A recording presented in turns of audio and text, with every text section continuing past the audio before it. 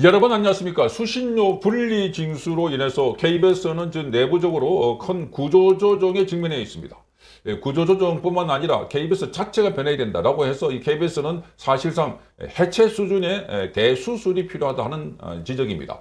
사실상 KBS가 지금 수신료 분리 징수되기 때문에 8월 달부터 KBS 수신료가 급감할 것으로 보입니다. 그래서 올해 안에 KBS의 임금을 제대로 지급하지 못할 일이 생긴다. 이렇게 해서 자, KBS의 뭐 무급 휴가 이런 이야기가 나오고 있고 KBS 감원 조치 이런 이야기가 나오면서 본격적으로 KBS에 대한 대개혁이 시작됐다 하는 지적이 나왔습니다.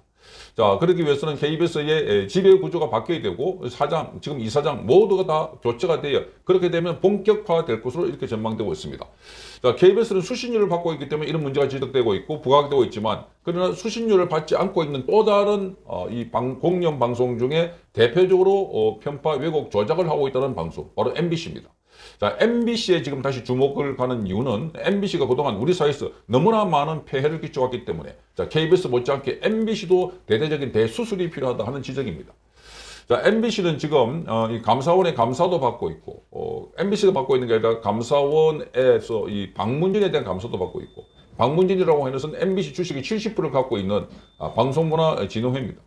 자, 거기가 지금 또다시 이 MBC 방문진에 대해서 방통위도 검사를 하겠다. 이렇게 이제 나서고 있는데 MBC 방문진에서 우리는 그 방통위의 검사를 받지 않겠다 이렇게 반발을 하고 있습니다.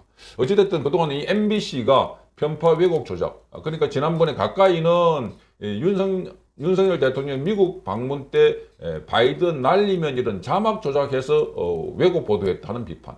그리고 지난번에 광우병 포함해서 여러 차례의 이 조작 왜곡 보도를 했다. 뭐 김건희 여사에 대한 녹취록 7시간이 넘는 녹취록을 그것도 서울의 소리라는 유튜브로부터 받아가지고 방송을 했으니까 이게 유튜브 하청 방송이다. 그러니까 최근에 뭐 검언유착이다 등등 해서 MBC 보도하는 상태를 보면 윤석열 정부를 공격하고 더불어민주당을 지원해준다면 뭐든지 다 하겠다는 것이 MBC이다 하는 지적이 나왔습니다. 그러니까 이런 MBC가 우리 사회에 필요한가? 구성원들이 전체 볼 때 이거는 더불어민주당의 기관 방송, 더불어민주당의 홍보 방송하면 되지 않는가?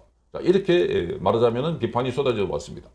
자, 이런 측면에서 보면 MBC 계획이 무엇보다 절실하고 그래서 그 측면 중에 하나가 민영화다 하는 이야기가 나오고 있습니다. 어쨌든 이런 MBC와 관련해서 강준만 전북대학교 신문방송학과의 강준만 명예교수가 MBC와 관련한 책을 냈습니다. MBC 흑역사를 냈습니다.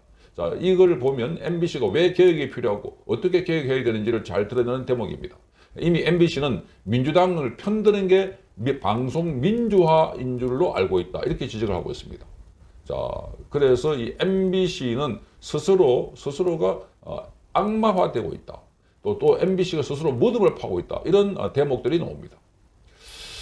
자, 공정성을 유린하는 MBC의 과도한 당파성을 지켜보는 게 괴로웠다라고 강준만 교수는 지적을 하면서 같은 편이라고 무슨 짓을 저질러도 그걸 지지하거나 모르는 척 눈 감아줘야 하는가.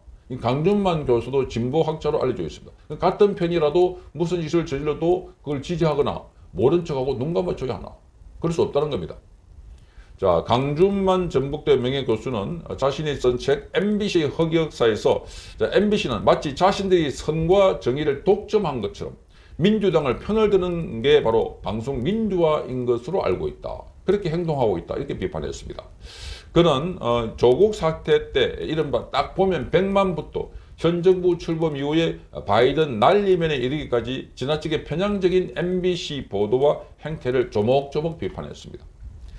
자, 이 강준만 교수는 박선재 전 MBC 사장이 보도국장이었을 때 김어준 뉴스공장에 출연해가지고 이른바 100만 명 느낌이 있다. 딱 보니까 이건 그 정도다라고 했던 것에 대해서 역대 어느 방송 보도국장이 그런 정치적 발언을 다른 방송사에서 나가 했는가 이렇게 물었습니다. 그러면서 MBC가 문재인 정부를 대변하는 방송의 총본사님을 분명히 보여줬다 이렇게 말했습니다. 자, 그때 이 박성재가 보도국장이라고 하는 사람이 보통 보도국장은 다른 매체에 출연하지 않습니다. 보도국장은 뒤에서 일하는 사람이지. 그런데 앞에 나와서 선전선동하고 있다는 걸 보면 이들이 민노총 산하의 언론노조위원장을 하면서 많은 선동을 해왔다는 것을 잘 보여주는 대목들이 아닌가 하는 생각이 듭니다. 그 당시에 조국 집회 때 100만 명이다. 딱 보니까 100만 명이다.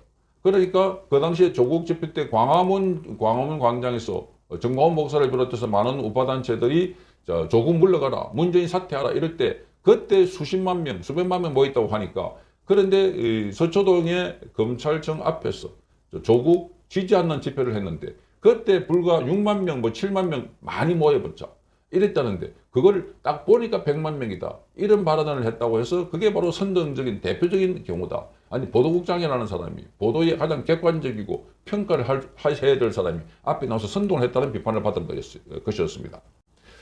자, 강준만 교수는 지난 정부 조국 사태 때 MBC 위상이 크게 바뀌었다고 말했습니다. 촛불 군중에 대해서 이른바 대개문 정신에 충실하지 않는 보도를 할 때는 어김없이 불매운동 보복 조치를 가했다 이렇게 말하면서 이는 스스로 언론임을 포기하고 문재인을 위한 의용 선전도구 노릇만 충실하게 했다 이렇게 말했습니다. 강준만 교수는 조국 사태 이후에 상승했던 MBC의 신뢰도는 맹목적 호감도로 봐야 한다. 조국 사태 이후에 이제 거기 MBC의 신뢰도가 올라갔다고 하는데 그쪽 진영 사람들 이야기입니다. 그러면서 그 매체 보도가 거의 왜곡, 날조 이미 밝혀져도 절대 떨어지지 않을 것이라고 지적했습니다. 그 결과 검언주착 단독 보도에 대해서도 이동재 채널 A 기자가 무죄를 받았음에도 사과도 없고 그리고 정보도 제대로 제출하지 않았다. 정보도 제대로 제출하지 않았다는 겁니다. 자, 지난 대통령 선거를 앞두고 MBC 스트레이트를 통해서 온라인 매체 서울의 소리, 유튜브 서울의 소리 기자가 녹음한 이른바 김건희 녹취록을 공개한 것에 대해서도 MBC가 유튜브 채널에 하청으로 전락했다고 비판했습니다.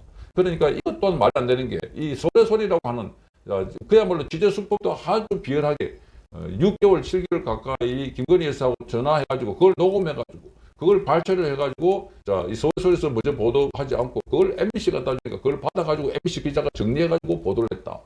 자, 이게 서울의 소리 하청했다. 유튜브 하청했다. 사실 MBC가 보도한 거 보면은 거의 유튜브 수준이라는 비판도 있습니다. 뭐 말도 안 되는 거 억지 논리를 펴가지고 계속 공세를 펴고 있다는 겁니다. 자, 그래서 그는 이번 이 MBC가 선을 넘어버린 행태를 비판하고 또 기록하고자 이 책을 내놨다 이렇게 밝혔습니다. MBC에 대해서는 독일 철학자 니체의 말을 인용해서 괴물과 싸우다가 괴물이 되어버렸다 이렇게 말했습니다. 지난 정부 이후에 MBC가 보여준 행태는 용인할 수 있는 수준을 넘었다는 것이 이 일반적인 평가고 강 교수도 그렇게 동의하고 있습니다. 자, MBC는 민주당 정권을 보호하고 사수하고 미화하면서 민주당 정권 재창출을 위해서 혼신의 노력을 다한 것처럼 보였다 이렇게 비판했습니다. 기득권을 지키려는 밖으로 싸움인 게 분명한데도 그들은 자신들이 선과 정의를 독점한다고 이렇게 말했습니다. 독점하는 것처럼 물었다 이렇게 말했습니다. 그러면서 언론 노조 등이 정치적으로 민감한 상황에 대해서 중립을 거부한 것도 비판했는데 강준만 교수는 MBC와 언론 노조는 자신들의 편향성을 선과 정의라고 떼쓰고 있다 이렇게 지적하면서 아무리 당파성이 강한 사람일지라도 단지 특정 정당 지지자라는 이유만으로 예를 들어서 대학 입시에서 특례를 받는 걸 인정하지 않을 것이다. 방송 공정성도 그런 점에서 봐야 한다 이렇게 비판했습니다.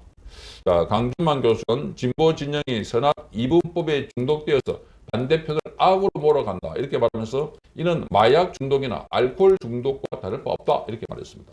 특히 에릭 호프의 말, 이렇게 이 사회철학자 에릭 호프의 말을 인용하면서 억압받는 사람들이 거의 예외 없이 자신들이 정오하는 억압자를 얼마나 닮아가는지 보면 경악스러울 정도다 이렇게 말했습니다. 그런데 MBC는 억압받는 매체가 아니었습니다. 항상 갑으로 군림해왔고 갑적인 역할이 있었다는 것을 알 수가 있습니다. 자, 그런 앞으로 MBC가 보수 정권에 대한 반감과 혐오에 편성해서 정권과 맞짱뜬 공영방송의 길로 나간다면 그게 바로 MBC 스스로 무덤을 파는 길이다 이렇게 말하면서 MBC에 대한 문제 제기는 MBC 내부에서 나와야 하고 누가 MBC를 사랑하는 사람인지 자문자답해봐야 한다 이렇게 말했습니다. 자, 그러니까 이 진보학자라고 하는 사람도 MBC는 이미 마귀화되어 있다, 악마화되고 있다. 그래서 스스로 무덤을 파고 있다 이렇게 말하고 있습니다. 자, MBC의 문제 제기는 MBC 내부에 나와야 된다. 이미 MBC는 그런 관계를 넘었다고 봅니다. MBC에 문제 제기를 하고 있는 사람들은 뭐 MBC 제3노조 등 불과 소수입니다. 거의 다수가 여기에 편성해가지고 자리를 보존해주고 지켜주고 하니까 거기에 이 공격을 하고 또 편파 왜곡 보도를 하고 있다는 겁니다. KBS가 수신료 분리라고 하는 재정이 바로 현실화되어 버리니까 이 재정의 3분의 1이 날아가 버리니까 지금 비상상태가 걸려 있고, 그래서 내부에서도 사장 물러가라 하고 그동안 민노총 산하의 언론 노조가 돌아서 가지고 사장 반대하는 그런 운동을 벌이고 있다면, MBC 내부는 지금 그런 여력이 없다. 그래서 MBC는 바로 이 민영화를 해야 된다. 자, 그래서 MBC에 대한 대대적인 수술과 개혁이 필요하다. 이게 우리 공동체에 미치는 영향이 매우 크기 때문입니다. 방송의 영향력이라는 것은 너무나 큽니다. 지금도 방송이 뭐 유튜브 때문에 또는 SNS 때문에 유튜되지 않은 하지만 유튜브에 제1위 많이 보는 게 MBC입니다. MBC가 유튜브에 프로그램을 잘라가지고 뉴스 콘텐츠나 또는 영상을 잘라가 올리면서 유튜브에서 가장 많이 소비하고 있는 게 바로 MBC라는 점. 그래서 그냥 단순한 지상파가 아니라 이렇게 이 SNS에 활발하게 진출해 있고 인터넷 매체를 전부 다 활용하고 있다는 점에서 MBC의 영향력이 매우 크다는 사실을 잊지 말아야 합니다. MBC 개혁, KBS 물자개혁 굉장히 중요하고 빨리 서둘러야 할 시급한 과제이라는 사실을 분명히 지적합니다. 성창경 TV였습니다.